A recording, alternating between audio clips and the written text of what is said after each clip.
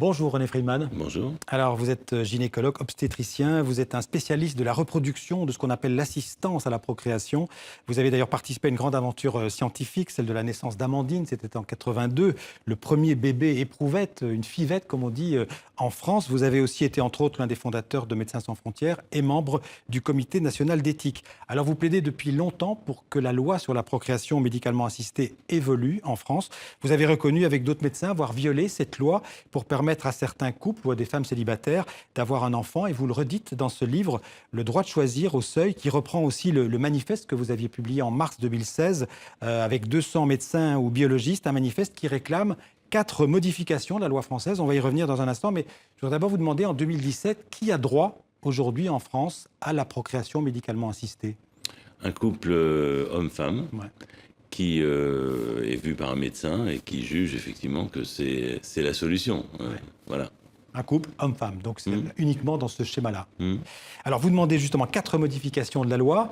On va les prendre les 4 l'une après l'autre. Et d'abord, vous demandez que la loi autorise le don d'ovocytes. Expliquez-nous. Alors en fait, la loi l'autorise. Le don d'ovocytes en France est autorisé, mais il ne marche pas bien. Il ne marche pas bien parce qu'il y a très peu de donneuses. Et donc on a, si vous voulez, un tourisme médical important qui vont à l'étranger. Donc tout ce qui borde la France, c'est-à-dire l'Espagne, comme vous le savez, mais aussi l'Angleterre et aussi la Belgique, avec des attitudes différentes quant à l'anonymat ou non-anonymat. Pourquoi il y a peu de donneuses en France? Parce que les campagnes d'information ne sont mal faites et que le problème n'a pas été pris à bras-le-corps. Par exemple, pour vous donner un exemple concret, les centres privés, qui sont la moitié la centaine de centres de PMA en France, n'ont pas le droit de faire du don d'ovocytes parce qu'ils sont a priori suspects déjà de vouloir faire du business et pas de la bonne médecine. Moi-même, dans le centre où je travaille à Foch actuellement, je ne peux pas faire un stand d'information vis-à-vis des couples qui seraient intéressés. Je ne peux pas aller dans une université faire une information sur le don d'ovocytes. Et donc, par rapport à d'autres pays, nous n'avons pas du tout le même recrutement. Enfin, le dernier point, c'est peut-être de discuter si la rémunération, ou plutôt l'indemnisation, parce que c'est compliqué quand même, le don d'ovocytes, est à la juste valeur. Je pense qu'on est en retard par rapport à l'Angleterre ou l'Espagne. Pourquoi c'est compliqué? Ça paraît une opération, entre guillemets, assez simple. Ah non, parce qu'il faut prendre pendant 15 jours des médications, je dirais, il faut vérifier avec des échographies, donc c'est une contrainte, une astreinte, et puis ensuite la ponction, même le recueil des ovocytes, se fait habituellement sous anesthésie générale, et donc voilà, c'est quand même... C'est pas un acte bénin, quoi. C'est pas un acte bénin, c'est pas la même chose chez l'homme. Alors, vous proposez aussi que la loi autorise l'analyse génétique de l'embryon, donc avant de procéder à une fécondation in vitro.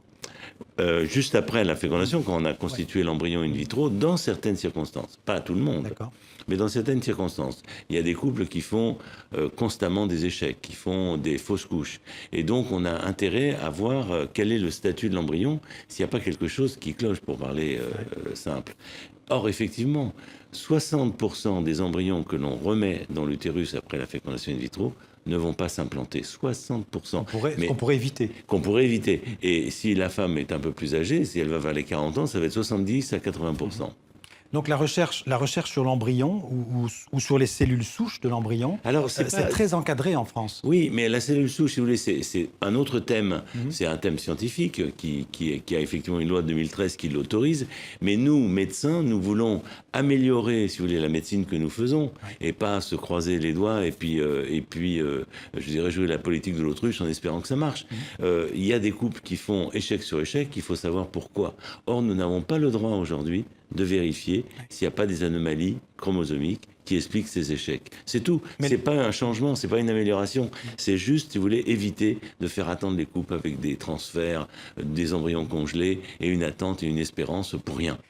Mais la recherche sur l'embryon ou sur les cellules souches, ça peut aussi parfois dégénérer ou dévier vers des recherches... Oh là là, mais tout peut dégénérer, tout peut dévier. C'est pour ça qu'il ne faut pas traiter ça à la légère.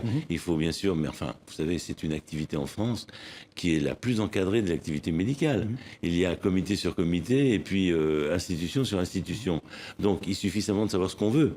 Et de mettre des limites. Je ne dis pas qu'il ne faut pas mettre de limites, mais il faut quand même permettre, en tous les cas, dans certains cas, de faire un progrès scientifique et médical. Pourquoi c'est autorisé dans d'autres pays et pas en France? Pourquoi il y a Et non seulement ça, mais en France, par exemple, toute femme enceinte, les 800 000 femmes qui sont enceintes par an en France, elles peuvent, vers la 9e, 10e semaine, se faire une prise de sang. On va même leur demander, si elles le veulent, la plupart l'acceptent, pour voir s'il n'y a pas des anomalies du fœtus. Donc pourquoi faire au 3e mois ce que l'on ne peut pas faire avant de réimplanter ce qui serait, avant le début de la grossesse, ce qui éviterait justement des catastrophes inutiles. On peut le faire dans certains cas et pas dans d'autres. Voilà. Ouais.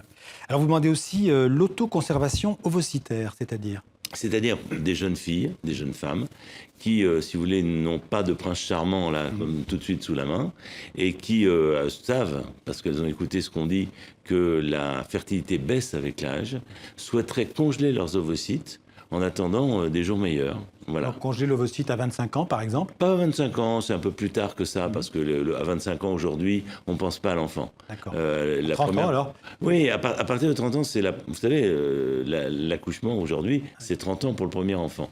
Donc, je pense que vers 32-33 ans, je pense qu'il faudrait d'abord qu'il y ait une information qui explique bien aux femmes que la fertilité baisse avec l'âge et qu'il y a peut-être des moyens de voir où en est sa propre fertilité et éventuellement, dans certaines circonstances, sans que ce soit la panacée, sans que ça marche à tous les coups, sans que ce soit si simple, de proposer une conservation ovocytaire. Et alors, une demande encore plus sensible, j'imagine, c'est le don de sperme pour une femme célibataire. Oui, parce qu'aujourd'hui, si vous voulez, ce qu'on a voulu pointer, ce sont des situations où il y a des incohérences. C'est-à-dire qu'une femme peut élever un enfant seul, peut adopter un enfant seul, et elle ne peut pas avoir recours au don de sperme. Il me semble que cela mérite réflexion, de poser le problème sur la table, et en particulier qu'elle soit seule, qu'elle soit homosexuelle, à ce moment-là ou plus tard, tout ça sont l'évolution du privé, enfin je veux dire de la vie intime. Par contre, le lien à l'enfant ne semble pas, d'après les informations que nous avons, être perturbé. Donc on ne voit pas pourquoi ces femmes doivent aller en Espagne, en Belgique et tous les pays frontaliers. On a l'impression, en vous lisant dans ce petit livre, Le droit de choisir, que la loi française ne reflète pas en fait l'évolution de la société française. Ah ben là, elle est particulièrement en retard. Hein, et nous-mêmes, on ressent en tant que médecins, d'abord, l'incapacité de faire une bonne médecine, puisqu'on dirige vers l'étranger, on joue les agents de la circulation, on dit allez en Espagne, n'allez pas ici, allez là, enfin faites ceci. C'est souvent comme ça que se résument vos consultations ou les consultations de vos confrères? Enfin, en tous les cas, une partie, hein, heureusement il n'y a pas que ça, mais quand même une partie.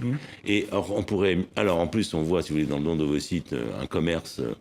On voit une exploitation, on voit des gens qui sont perdus, qui doivent quitter leur endroit, surtout leur équipe médicale qui les connaît. C'est souvent le cas quand c'est interdit, il y a un trafic évidemment qui s'installe. Alors, il peut y avoir un trafic, en tous les cas une exploitation, et puis une absence de prise en charge correcte. Moi, quand c'est un couple que je suis depuis 4-5 ans, pourquoi voulez-vous que je l'envoie dans une autre équipe alors qu'à Foch, on a tout ce qu'il faut pour faire... Ça veut dire que vous le faites?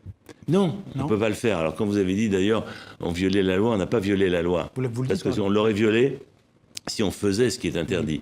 Mais on a simplement accepté de conseiller, ce qui est quand même le minimum pour un médecin, hein, de conseiller nos patients dans telle direction. Des fois oui, des fois non. Conseiller ne veut pas dire forcément faire, mais veut dire en tous les cas accepter de discuter, d'être présent. Alors on n'a pas encore parlé d'une autre question importante dans ces matières, c'est la GPA, la gestation pour autrui. Souvent d'ailleurs résumée par une expression assez péjorative de mère porteuse. Vous êtes par contre là opposé à la GPA. Oui, tout à fait. Je suis tout à fait opposé parce que là, je pense, si vous voulez, que dans toutes ces possibilités que nous avons sur le plan biologique, il faut à chaque fois se poser la question de est-ce qu'il y a quelqu'un qui pourrait être utilisé, aliéné, exploité au profit d'une idée qui est bonne. Bien sûr, tout le monde voudra... Une envie d'enfant. Une envie d'enfant. Est-ce que ça passe par-dessus tout? Et je pense que non, parce que si vous voulez, là, c'est une commercialisation du corps. Beaucoup de femmes sont exploitées pour le faire, on le voit dans le monde. Et je pense qu'il y aurait plutôt intérêt à ce que tout le monde se mobilise pour arrêter l'exploitation des femmes dans le but d'être des porteuses d'enfants. C'est pas aussi simple que ça, la relation femme-enfant pendant la grossesse. Dans certains pays, la GPA est autorisée, hein, par exemple au Royaume-Uni, je pense, en Grèce, en Pologne, en Roumanie. Oui. Est-ce que vous pensez que dans ces pays-là, c'est aussi un trafic plus ou moins clandestin, plus ou moins honteux Non, je pense qu'il y a une partie qui est officielle, avec quelques aberrations qu'on voit de temps en temps à la télévision, quand il y a des déviations, des ventes d'enfants, etc. Mais surtout, ça ne résout pas le problème, parce que les gens qui ne sont pas pris dans ce petit quota vont à l'étranger, là où il n'y a pas de loi. Donc ce qui veut dire que, si vous voulez, en acceptant le principe, on favorise l'exploitation ailleurs dans le monde. Et c'est ça, si vous voulez, je pense qu'il faut plutôt qu'on se réunisse tous pour pouvoir s'opposer à l'exploitation des femmes au profit de couples homo, pas homo, je dirais, qui veulent un enfant à tout prix. Alors on attend un avis du Comité national d'éthique, auquel vous avez participé, d'ailleurs vous avez été membre de ce comité, sur la PMA et aussi, je pense, sur la GPA dans les prochains mois. J'ai lu que c'est un avis qui devrait aller dans votre sens, qu'il devrait y avoir des ouvertures. Je ne suis pas au courant, en tous les cas, exactement, il faudra dire avec précision. J'ai été effectivement reçu par les deux présidents, l'ancien Jean-Claude Amezen et puis le nouveau Jean-François Delfrécy, et l'Assemblée générale. On a exposé la position des 200 médecins et biologistes. Mais je ne sais pas quel est l'état. Vous espérez que ça évolue? Je ne peux que l'espérer, d'où le manifeste. Alors, et votre interview. Justement, on est en période électorale. Alors, est-ce que vous diriez que les politiques ne s'intéressent pas assez à ces questions scientifiques et éthiques? Mais écoutez, je trouve que c'est un débat, ça fait partie des sociétés. C'est peut-être pas la discussion du salaire universel, etc. Mais je dirais, d'ailleurs, il y a aussi une discussion du coût, une discussion de la prévention médicale. Qu'est-ce qu'on veut faire? Et effectivement, c'est un problème de santé qui touche 10 à 15% de la population, donc qui est donc pas nul, et pour lesquels nous avons envoyé le livre aux différents candidats. Vous avez eu des retours? De M. Macron, effectivement, qui, je crois d'ailleurs, hier a pris une position, qui est resté assez longtemps, pendant 1h30, pour discuter du fond. Les autres, je les attends. Mais la présidentielle, c'est pas encore demain. Voilà, il n'est pas trop tard, il reste encore 2 mois. Peut-être que... Merci en tout cas René Friedman, je renvoie à votre livre donc Le droit de choisir, et je rappelle d'ailleurs qu'à propos de gestation pour autrui, sur la page terrienne de notre site tv5monde.com, vous allez voir une rencontre avec Natacha Tatou, qui est auteure d'un livre sur le désir d'enfant et ce qu'elle appelle le commerce mondial de ces bébés à la demande. C'est un peu évidemment dans le sujet dont on vient de parler. Merci beaucoup d'être venu sur le plateau du 64 minutes.